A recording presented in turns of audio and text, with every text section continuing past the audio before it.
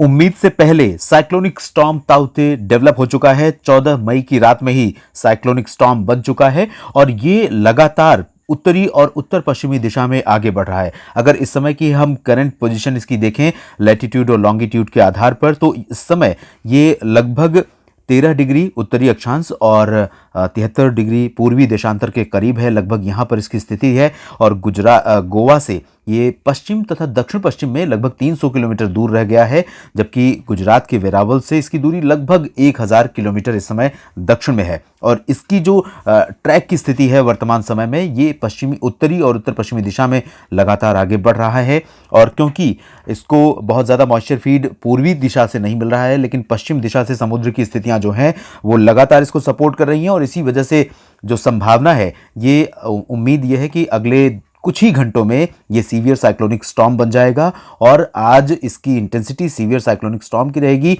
जबकि 16 मई को ये वेरी सीवियर साइक्लोनिक स्टॉर्म बन सकता है। और इसमें भी कोई आशंका नहीं है। जिस तरह की परिस्थितियां हैं, जिस तरह से इसका मूवमेंट है उत्तर की तरफ से, इससे एक्सट्रीमली सीवियर साइक्लोनिक स्टॉर्म के रूप में तब्दील होने में कोई आशंका, कोई दो राय नहीं है। यानी कि जो वर्तमान परिस्थितियां हैं और जिस तेजी से इंटेंसिफिकेशन इस साइक्लोनिक स्टॉर्म का हो रहा है, उसके आधार पर हम ये कह सकते हैं कि ये एक्सट्रीमली सीवियर साइक्लोनिक स्टॉर्म भी बन जाएगा अगले 24 से 36 घंटों के भीतर। और 17 मई के आसपास वर्तमान स्थिति के अनुसार अगर हम देखें तो गुजरात के तटों के करीब, यानी द्वारका, जामनगर और आसपास के जो इलाके होंगे, लगभग इस तरह से इन इलाकों पर ये हिट कर सकता है। और लगभग इसका ट्रैक, अगर हम भारतीय मौसम विभाग के जो प्रेडिक्शंस हैं, वेदर मॉडल्स हैं, उन पर बिलीव करें तो ये इस तरह से लैंडफॉल करेगा। लैंडफॉल करने के बाद ये रिकर्व करेगा लगभग यहाँ से कच्छ के ऊपर से और इससे सटे बलूचिस्तान सिंध प्रांत से, और इस तरह से आगे ये जम्मू कश्मीर की तरफ जाएगा सिस्टम। लेकिन अन्य कई मौसमी मॉडल, कई वेदर मॉडल्स ऐसे भी संकेत कर रहे हैं कि ये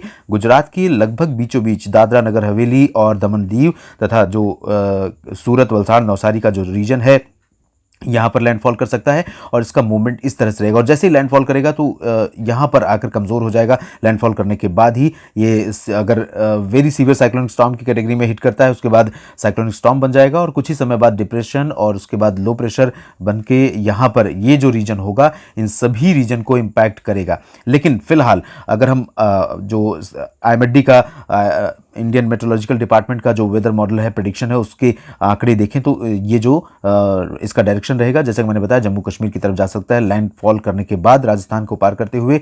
लेकिन अगर हम इसका एक बार ट्रैक आपको दिखाते हैं कि मेट डिपार्टमेंट ने किस तरह से इसका ट्रैक प्रेडिक्ट किया है।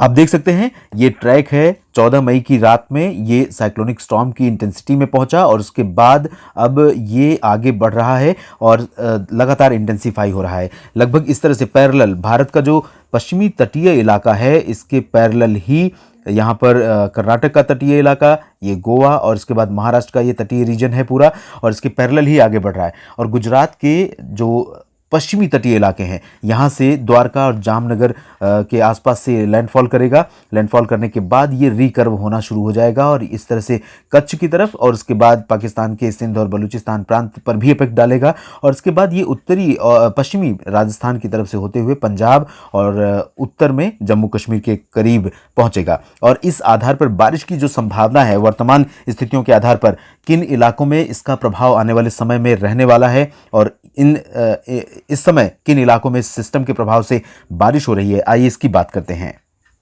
साइक्लोनिक स्टॉर्म ताउते के प्रभाव से सबसे ज्यादा बारिश उत्तरी लक्षद्वीप रीजन में और साथ ही साथ केरल और कर्नाटक के तटीय भागों में हो रही है। इन इलाकों में आप देख सकते हैं मॉइस्चर का बहुत अच्छा फ्लो है।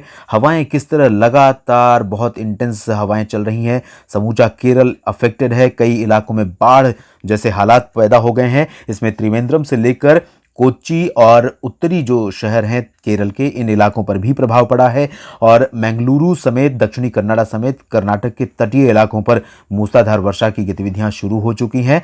धीरे धीरे अब से कुछ ही देर बाद, या हो सकता है कि गोवा में भी घने बादल आ चुके हैं, तो गोवा में भी बारिश शुरू हो गई होगी। अंदरूनी कर्नाटक के इलाकों पर भी बारिश हो रही है और तेलंगाना, आंध्र प्रदेश, तमिलनाडु, इन इलाकों पर भी वर्षा की गतिविधियां दर्ज की जा रही हैं। ये आज का प्रेडिक्शन है, आज की संभावनाएं हैं। आज इन इलाकों में बारिश की गतिविधियां देखने को मिल सकती हैं। इसके बाद हम आपको बताते हैं 16 मई को ये किन इलाकों को 16 मई को आप देख सकते हैं महाराष्ट्र के तटों के काफी करीब पहुंच चुका होगा ये सिस्टम। ये महाराष्ट्र का तटीय इलाका है और महाराष्ट्र के तटीय इलाके के साथ साथ यानी कि मुंबई को भी ये काफी व्यापक वर्षा दे सकता है और गोवा में भी कल 16 मई को भी बहुत भारी बारिश जारी रहेगी। लेकिन 16 मई से केरल और तमिलनाडु तथा लक्षद्वीप को काफ़ी राहत मिल जाएगी। इन इलाकों में आज भर यानी अगले 24 घंटों तक काफ़ी व्यापक वर्षा और इसी तरह से तबाही वाली बारिश और तूफानी हवाएं यहाँ पर जारी रहने की संभावना है। लेकिन 24 घंटों के बाद परिस्थितियाँ बदल जाएंगी जब ये सिस्टम काफ़ी आगे बढ़ चुका होगा, उत्तर पूर्वी अरब सागर के क्षेत्रों पर होगा इस दौरान, और ये लगातार आगे बढ़ रहा होगा। इस दौरान कह सकते हैं कि महाराष्ट्र के तटीय इलाकों में बारिश की गतिविधियां मुंबई से लेकर इसके उत्तर में ठाणे कल्याण तक और दक्षिण में रत्नागिरी तक काफ़ी व्यापक वर्षा, सिंधुदुर्ग और गोवा तक तमाम जगहों पर व्यापक वर्षा होगी। सांगली, सतारा, पुणे, सोलापुर इन सभी क्षेत्रों में भी काफ़ी भारी वर्षा कल से शुरू हो सकती है। आज रात से ही यहाँ पर बदलाव देखने को मिलेगा। मुंबई में भी बादल आज से ही आ जाएंगे, बारिश भी हो सकता है आज शाम से शुरू हो जाए, लेकिन व्यापक वर्षा की जो संभावना है वो कल से है। और कल के बाद 17 मई को काफ़ी अच्छी बारिश देखने को मिलेगी और 17 मई को ही इसके गुजरात के तटों के पास हिट करने की संभावना है। हम आपको 17 मई का जो परिदृश्य है वो दिखाने की कोशिश करते हैं। यहाँ आप देख सकते हैं 17 मई को ये गुजरात के सौराष्ट्र का जो पश्चिमी और दक्षिणी क्षेत्र है यहाँ से लैंडफॉल कर सकता है और जब लैंडफॉल कर रहा होगा उस दौरान गुजरात के सभी इलाकों पर काफ़ी घने बादल रहेंगे और कई जगहों पर मूसलाधार वर्षा शुरू हो जाएगी। सौराष्ट्र रीजन सबसे ज़्यादा प्रभावित रहेगा। दमन दीव, दादरा नगर हवेली पर मुख्य रूप से भारी बारिश शुरू हो जाएगी 16 मई की रात से और 17 मई को बहुत व्यापक वर्षा यहाँ पर देखने को मिल सकती है और कच्छ रीजन में भी काफ़ी अच्छी बारिश की गतिविधियां शुरू हो सकती हैं। जबकि अगर हम अंदरूनी भागों का जिक्र करें तो यहां पर दक्षिण भारत के क्षेत्रों में बारिश लगातार जारी रहेगी क्योंकि एक तरफ दक्षिण पश्चिमी मानसून का दस्तक देने का समय अंडमान व निकोबार द्वीप समूह की तरफ आ चुका है।